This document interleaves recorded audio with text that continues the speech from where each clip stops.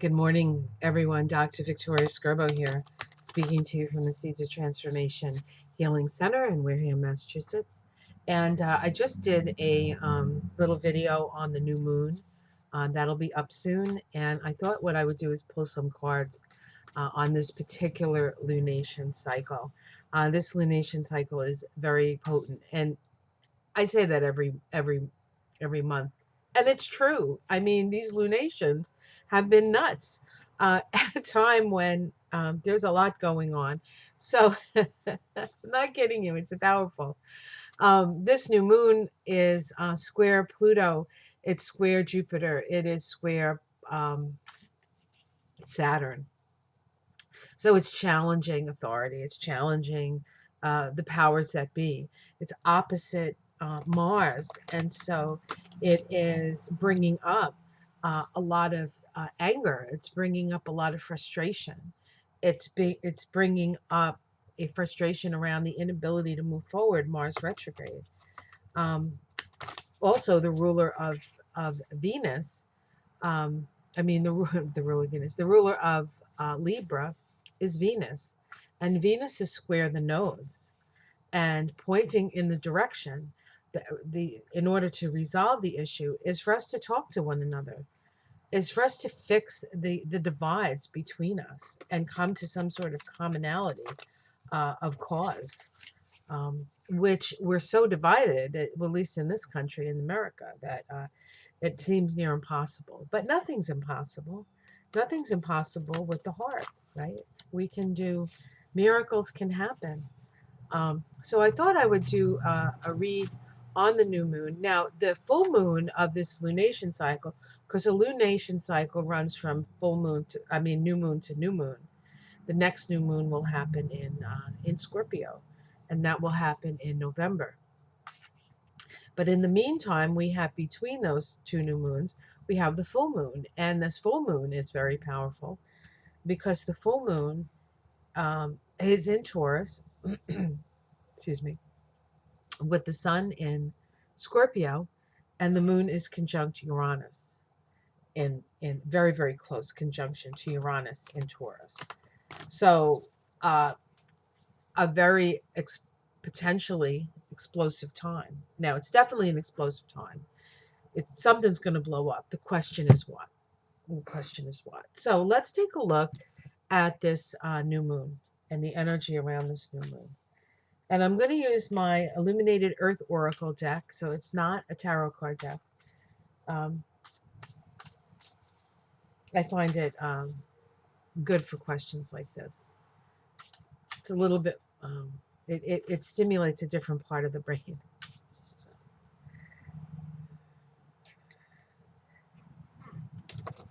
all right, I'm almost done here. It has to feel right. It has to feel right. Okay.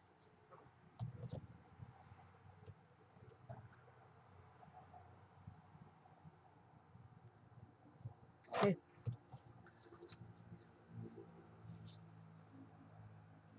Okay, the first card we have is the card of resilience. All right, can you see that? These cards are so lovely. So, resilience. This card, we have a picture. There's some, um, it looks like foxglove here. There's some foxglove here, foxglove here. Foxglove is a flower, and they get the drug digitalis from foxglove. So foxglove is actually poisonous, um, but digitalis, I believe it changes the rhythm of the heart, right? And so it's connected to the heart. And so here we have the card of resilience, um, in the moment, and I think that this is saying in a way that we have been through a lot, and yet uh, we still stay hopeful. We still stay resilient and best in our hearts. Let's see what's crossing our resilience. Okay, we have the earth here, the earth. The challenge is the earth. And it's interesting because we have on this card, we have this giant mushroom, right? And mushrooms um, have networks. There's networks with the mushrooms, like as they grow in the forest. I think it's called a mycelium network, right? And so they're all connected to one another. And so the challenge here is our ability, as we stand here resilient, our challenge is our ability to connect to all of life and to each other and then to the planet in general.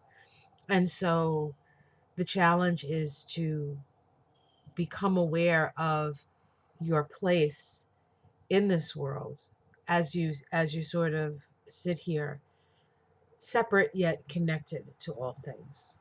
Separate yet connected. Let's see what's at the root of this. We have the water card. Water. Water is life. This is about our emotions, our feelings. Um,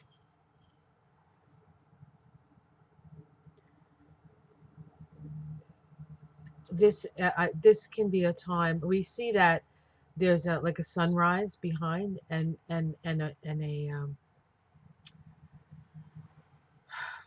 a rainbow, and so this is a reminder that after the storm, the rainbow comes. Um, many years ago, I did um, a woman's week. Actually, at the time, I was living in New Jersey, and the Women's Week occurred up here in Massachusetts. And it ended up being in a place that I lived. I ended up living for 11 years, like within like 10 minutes of where I came up to Massachusetts to do this Women's Week, and it was a beautiful week. We had Starhawk was there. We had Louis Satish, and we had Margot Adler, who has since passed to the higher side of life. Three really very powerful women authors, and witches, as it were, um, and priestess. Tish was a priestess of the Yoruba tradition. And one of the things they did was one of the first gatherings we had. Uh, Tish did the cowrie shells, right? And the cowrie shells are it's like tarot, right? But they use shells. And she did a reading, and she said, "Before the corn can grow, it must rain." So we must express, we must mourn, we must cry, we must feel our feelings and let them flow, so that the seeds of the new can be born, the seeds of a new way of being. And so this is saying to me that underneath it all is a need to express our feelings, and that could be our feelings of sorrow and grief, but could also be our feelings of love. And so to feel is to heal in this case. Let's see what's in the past. Ah, grief. As I say it, it comes up. A lot of the Black Lives Matter,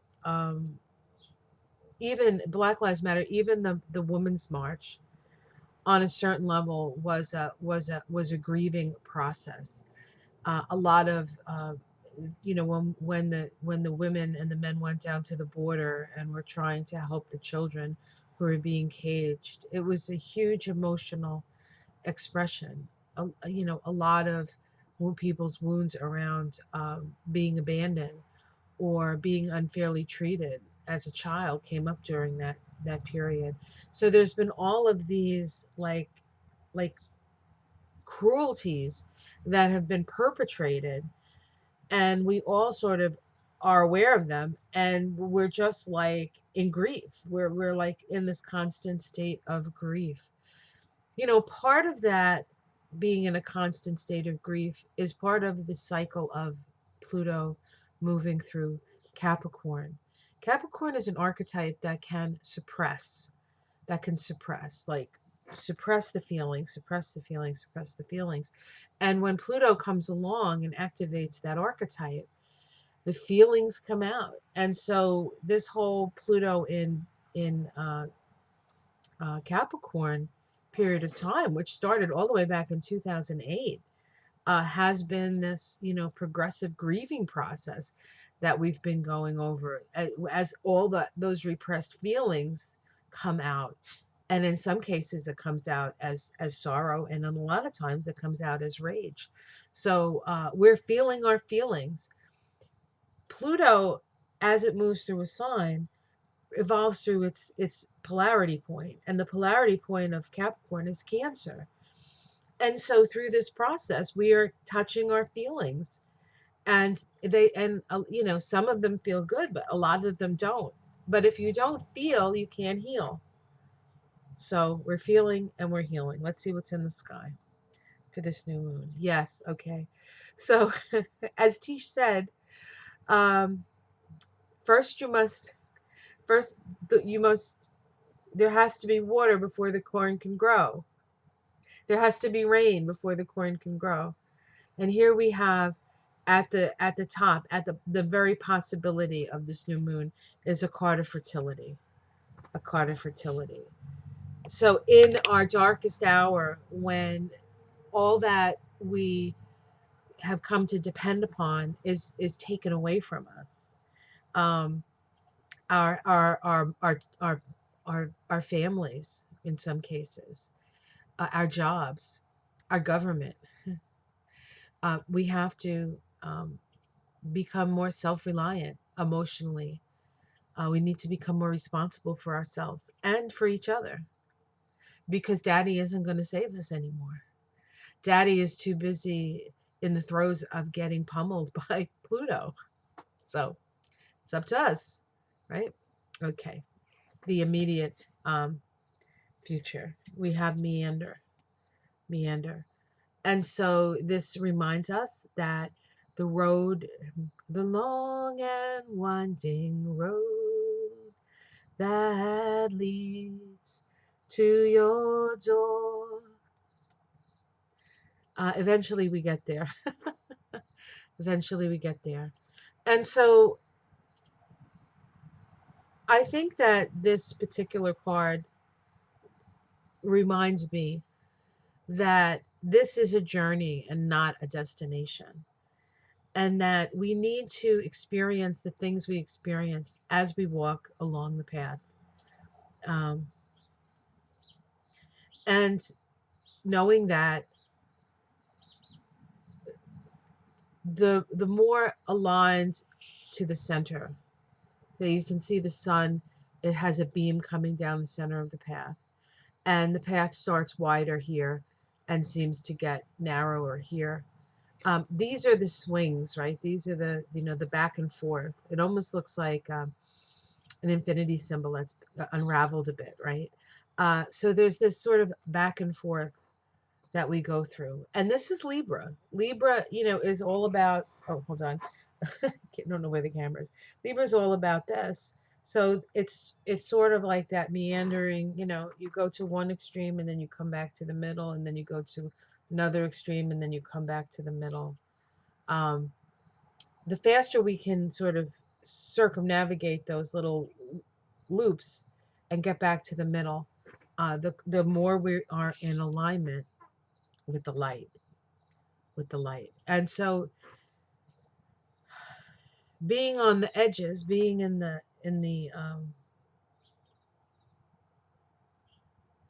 on the outskirts is not going to help us. Now, the thing about the mind and our ideas is that the mind divides, but the heart brings together.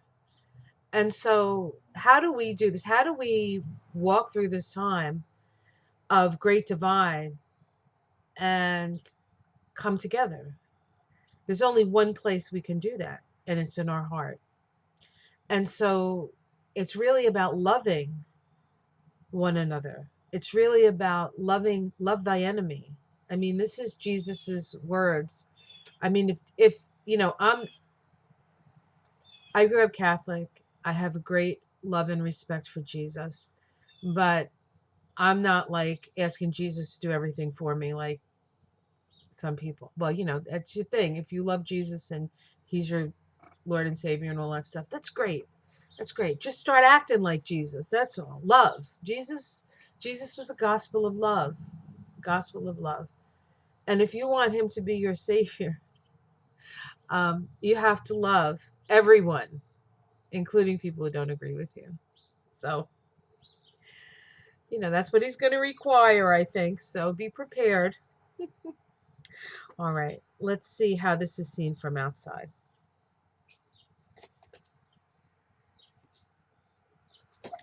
Yeah, so this is seen as a great obstacle. The stone in the road. Stones in the road. I love that song by Mary Chapin. Um, it's interesting. There's the stone is here, but doesn't it seem like it's floating? Floating. So it's seen as an obstacle that we need to overcome. Domestic situation, the cosmos. Cosmos. So this reminds us that we're not alone in the universe. And if we need help, we should ask for it. Let's ask help from um, there are plenty of um, energies around us at this time. This is it's kind of like giving birth. If you've ever given birth or ever been there to somebody who's given birth, there's this energy of people coming together. Hold on one second.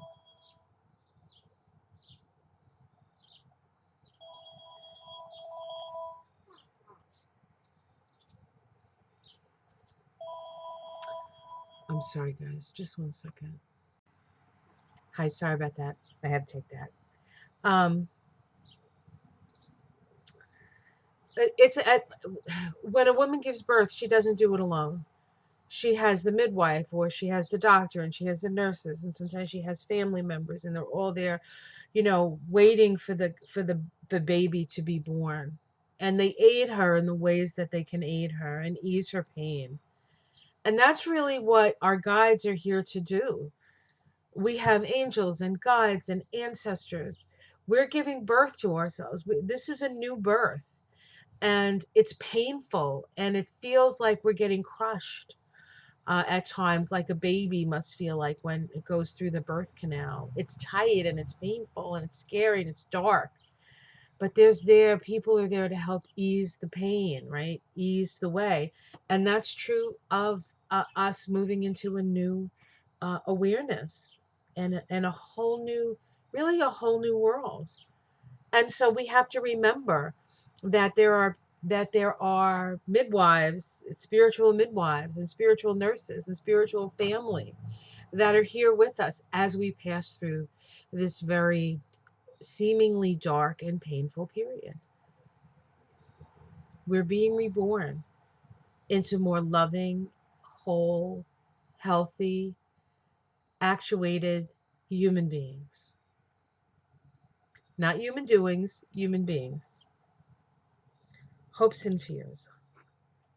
Hopes and fears. Reflection. Reflection. Looking at ourselves. It's interesting. You see what's on top of her head there? That's a rock. The rock. That's this rock. Oops. Sorry, guys. See, that's the rock right there. On her head, over her head. So reflecting on those things that block us, the things that block us from